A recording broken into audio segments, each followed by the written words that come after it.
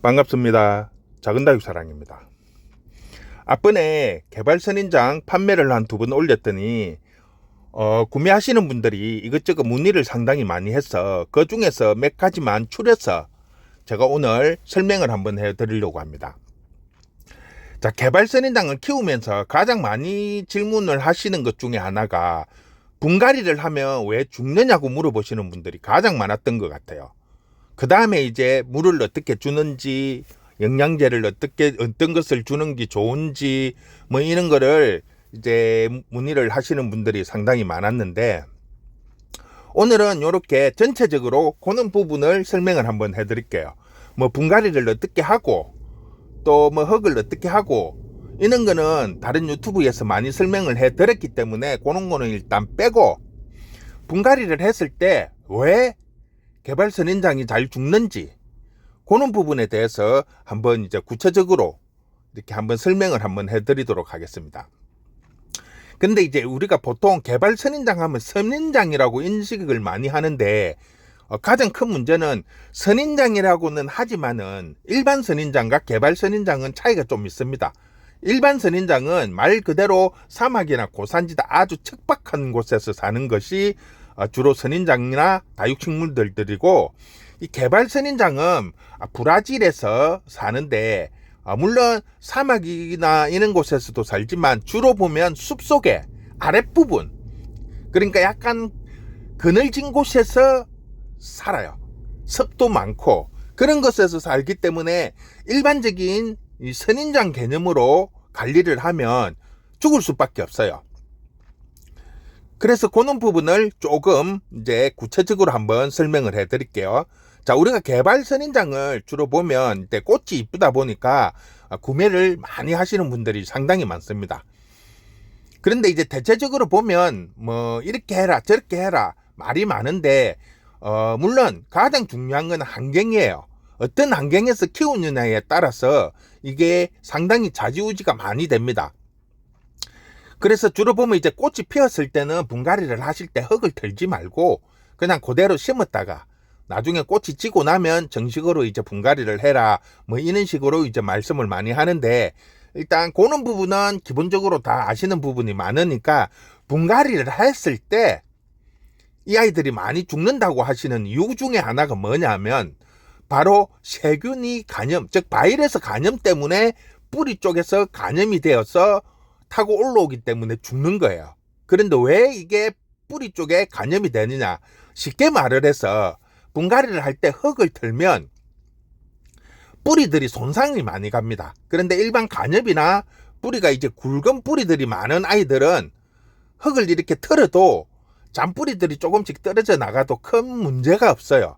근데 여기 보시면 이 개발선인장 같은 경우에는 굵은 주뿌리가 따로 있는 게 아니고 그냥 이렇게 막 이렇게 잔뿌리들이 뻗치면서 뻗고 해서 이렇게 연결되어 있는 상태예요. 그래서 흙을 털면 대부분이 요 보면 흙이 틀어지면서 뿌리들이 손상이 상당히 많이 간다는 거죠. 쉽게 말을 하면. 쉽게 말을 해서 사람이 상처가 한두 군데 났을 때 세균 간염이 될 확률하고 상처가 막 100군데 200군데 났을 때 간염될 우려, 당연히 100군데 200군데 상처가 난 곳이 훨씬 더 확률적으로 높겠죠. 그거와 똑같습니다. 일반 간엽이나 이런 것들은 흙을 털어도 뿌리 손상이 주뿌리가 있고 잔뿌리에 이렇게 손상이 조금이 가지만 개발선인장이나 또 다육식물 같은 이런 잔뿌리들이 많은 애들은 흙을 털면 대부분이 뿌리 손상이 가게 된다는 거죠. 상처를 많이 입죠. 그런데 이는 흙 속에는 좋은 영양분도 많이 있지만 나쁜 바이러스, 세균들이 많이 살고 있어요. 그러니까 상처가 난 부위에 이게 바로 직접 닿이기 때문에 세균 간염이 되기 때문에 무름이 온다든지 녹아내리는 경우가 허다하다는 거죠. 자, 그래서 우리가 보통 보면 가장 많이 이제 하는 게 흙을 털고 이제 화분에 흙을 어느 정도 채우고 나면 이렇게 넣어가지고 흙을 채운다는 거죠. 그러면 바로 이게 다이렉트로 이렇게 심어버리면 지금 쉽게 말하면 사람이 상처가 났는데 약도 안 바르고 어떤 조치도 없이 그냥 물이나 이런 흙 속에 손 넣어갖고 일을 하는 거예요. 그러면 상처가 아물지나 않고 딱지도 안 앉은 상태에서 그 손으로 그대로 작업을 하게 되면 간염이 되겠죠. 식물도 똑같은 거예요. 분갈이를 하기 위해서 흙을 다 틀고 한 상태에서 이걸 그대로 그냥 바로 심어버리면 그 상처 부위가 지금 딱지가 앉지 않은 상태, 즉 상처가 어느 정도 회복이 안 된 상태에서 그냥 심으면 당연히 세균 간염이 됩니다. 지금 이 아이처럼 그냥 화분에서 뽕 뽑아가지고 그대로 흙 틀지 않고 그대로 이렇게 앉힌다면 요런 거는 큰 문제가 없어요. 왜? 뿌리에 손상이 가지 않기 때문에 심어도 크게 바이러스 간염이 되지 않기 때문에 죽을 확률이 그만큼 낮다는 거예요. 그래서 우리가 분갈이를 할 때 가장 주의해야 될 부분 첫 번째가 뭔가 하면 요렇게 그냥 모양 그대로 심을 때는 큰 문제가 없지만 이걸 이대로 심지를 않고 앞에처럼 흙을 다 틀고 난 다음에 제대로 분갈이를 하실 때는 가장 좋은 방법이 하루에서 이틀 정도 노숙을 시키라는 거죠. 즉 그대로 그냥 말리라는 거죠. 그러면 이 상처 부위가 보통 사람들도 상처가 나면 그 상처가 하루 전능 지나고 나면 딱지가 않게 돼요. 딱지가 똑같다는 거죠. 이 식물들도 이렇게 뿌리를 다 흙을 다 틀고 나면 그 상처 부위가 하루에서 이틀 정도 이렇게 방치를 해가지고 이렇게 놔두면 스스로 그 상처 부위가 아물게 된다는 거죠. 그렇게 상처가 아문 다음에 심어주면 그만큼 바이러스 간염이 적을질 수밖에 없다는 거예요. 그래서 죽을 확률이 적다는 거예요.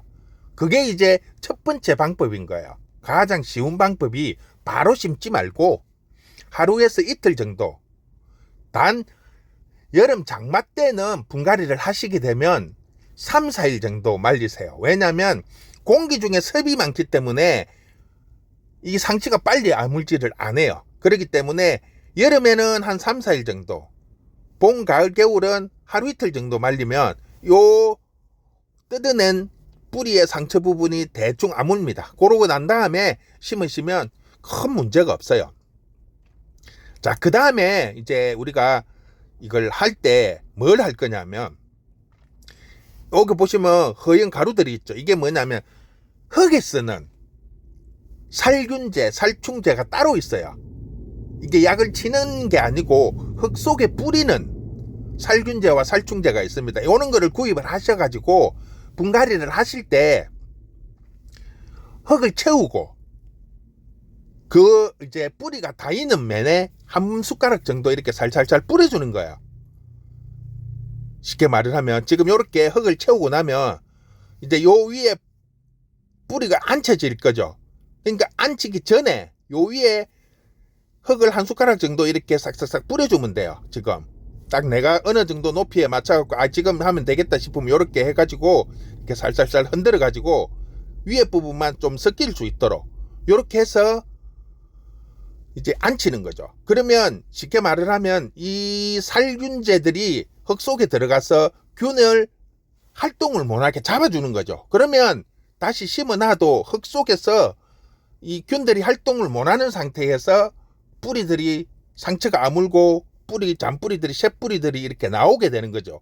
즉 활동을 할 시기가 되더라도 어느 정도 다져진다는 거죠. 뿌리가. 그러면 큰 문제 없이 성장에 도움을 줄 수 있다는 거죠.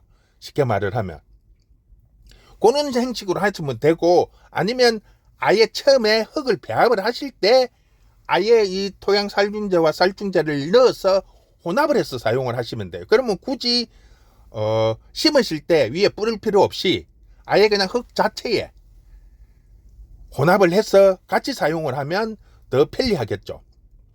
자, 이런 식으로 이제 싹 만들어 갖고 심어 놓으면 큰 문제가 없어요. 그냥 간단하게 심은 상태에서 위에도 조금 뿌려주시면 이게 물을 줄 때 그 위에 있는 토양 살균제와 살충제들이 흙 속에 스며들겠죠.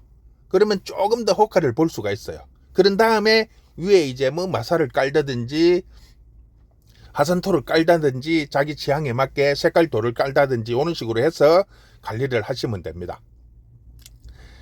자, 그러면 이런 것도 없고 약도 없다. 그러면 이제 우리가 가정에서 쉽게 구할 수 있는 걸로 할 수 있는 방법이 없을까? 있죠, 당연히. 뭐냐면 계피가루예요. 계피가루. 계피가루가 살균 효과가 상당히 뛰어나요. 그거는 국내뿐 아니라 외국에서도 상당히 많이 쓰는데, 보통 뭐 유튜브나 이런 SNS 이런 거를 보시다 보면 영상에서 식물에 삽목, 접목을 한 때나 아니면 분갈이를 하실 때 커피가루 같이 생긴 걸 이렇게 뿌리든지 묻혀서 이렇게 심는 거 보신 적 있을 거예요. 상당히 많이 쓰는데 그게 커피가루가 아니고 계피가루예요. 계피가루. 계피가루가 이 살균 효과가 상당히 뛰어나기 때문에 방금 이렇게 토양 살균제와 살충제처럼 흙에 뿌려서도 사용을 할 수가 있고, 그 다음에 이렇게 커팅을 했다든지 삽목을 했다든지 이렇게 할 때 그 자른 부분에 소독을 하기 위해서 이렇게 묻혀주는 게 바로 커피가루가 아니고 계피가루입니다. 계피가루. 계피가루를 사용을 하셔도 됩니다. 자, 일단 계피가루까지 하고 그 다음에 이제 가장 사용을 할 수 있는 부분이 뭐냐면 식초예요. 식초. 식초는 일반 식초보다는 현미식초를 사용을 해서 그 현미식초에 그냥 사용하는 것보다 이왕이면 뿌리에 도움도 되고 식물의 성장을 도와줄 수 있는 게 뭐냐, 난각칼슘제라고 하는데, 칼슘제에 뿌리가 들어가면 뿌리 속에서 이게 칼슘제가 들어가고 튼튼해져요. 뿌리가.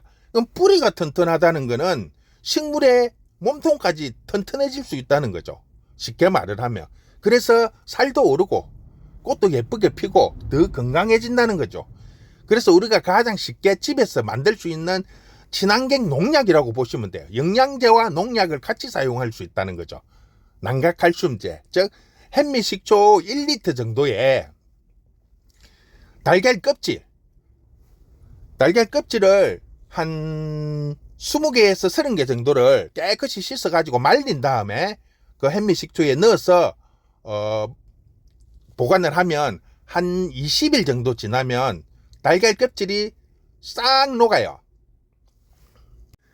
녹고 나면 그걸 일반 물하고 한 500대 1로 쓰시라고 하는데, 제가 써보니까 한 100대 1 정도 해도 돼요. 1리터에 소주잔 한 잔 정도 섞어도 충분히 괜찮더라고요. 그거를 흙에다가 이렇게 뿌려주셔도 되고, 식물에 이렇게 뿌려주면 일단 칼슘제가 돼서 영양적으로도 상당히 뛰어나고, 이 현미식초가 냄새 때문인지는 모르겠는데 원래 이는 채소 같은 거 씻었을 때 식초 한두 방울 떨어뜨리면 채소에 남아있는 벌레들이 다 나온다고 그러잖아요. 똑같아요. 이게 현미식초로 해가지고 칼슘제를 만드는 난각칼슘제를 뿌려주면 벌레들이 잘 안 달아들려. 보면 저 냄새 때문에 그런 것 같은데, 어쨌든 간에 이렇게 칼슘제를 만들어서 사용을 하면 식물에게도 상당히 좋고 건강하고 또 색깔도 아주 선명하게 나와요. 이런 식으로 일단 칼슘제를 만들어서 사용을 하시면 상당히 효과적이라는 거죠. 그렇게 해서 한번 사용을 해보시면 장기적으로 봤을 때 도움이 됩니다. 자, 그 다음에 이제 문의를 많이 하는 거, 물 주는 거.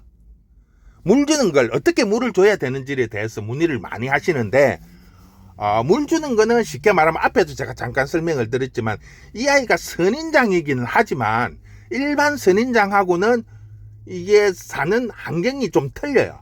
보통 선인장들은 사막이나 고산지대 아주 척박한 곳에서 살지만, 이 개발 선인장은 숲속의 아랫부분 그늘진 곳에서 살고 습도 많아요. 그러니까 성질이 완전히 틀린 거죠. 같은 선인장이긴 하지만. 그래서 물을 주실 때는 봄, 가을은 듬뿍 주셔야 돼요. 일주일 정도 간격으로 듬뿍 주시고, 겨울에는 간격은 한 일주일 단위로 줄 때 물량을 한 절반 정도를 줄이세요. 보면 흙에만 이렇게 촉촉하게 마르지 않을 정도로 축축하게 주시고, 그 다음에 여름에 장마 때는 특히 조심을 해야 되는 게, 장마 때는 우리나라 장마는 공기가 너무 습하다는 거죠. 고온 다습이죠. 그래서 여름에 이 개발들이 물러져 가지고 죽어나가는 게 많은 게 바로 이 고온 다습이에요. 온도가 높으면서 습도가 엄청나게 높기 때문에 뿌리에 뱅이 와서 녹아내려서 죽는 경우가 상당히 많기 때문에 여름에 장마 때는 물을 주시지 마시고, 너무 쭈글거리면 이 개발선인장 같은 경우에는 너무 쭈글거리면 돌아오는 게 좀 늦어요. 그렇기 때문에 가능하시면 종이컵 한 컵씩 이래 갖고 살짝 흙만 살짝 적셔주는 게 좋습니다. 그렇게 해서 물 관리를 하시면 되고요. 그 다음 이제 중요한 거를 제가 설명을 해드릴 건데, 이게 무조건 키우려고 하시지 마시고, 사람도 아프기 전에 백신을 맞듯이 이 식물들도 병이 왔을 때 약을 주는 것이 아니라 병이 오기 전에 미리 예방 차원에서 약을 줘야 튼튼하다는 거죠. 어떤 병이 와도 싸울 수 있을 내성이 생기는데, 보통 사람들은 그냥 심어 놓고 뭐 물 잘 주고 영양제만 잘 주면 잘 큰다. 그런데 뭐 5년 10년을 키우다 보면 어느 날 갑자기 죽는다. 그러니까 지가 몸이 건강할 때는 일반 바이러스 균들이 들어와도 싸워서 이길 수 있는데, 이게 그게 안 되면 이제 죽을 수밖에 없는 거예요. 그래서 사전에 미리 예방약을 치주라는 거죠. 그런데 보통 보면 이제 장마 때 많이 녹기 때문에 장마 오기 전에 한번 1주에서 2주 전에 약을 하시는 분들이 있어요.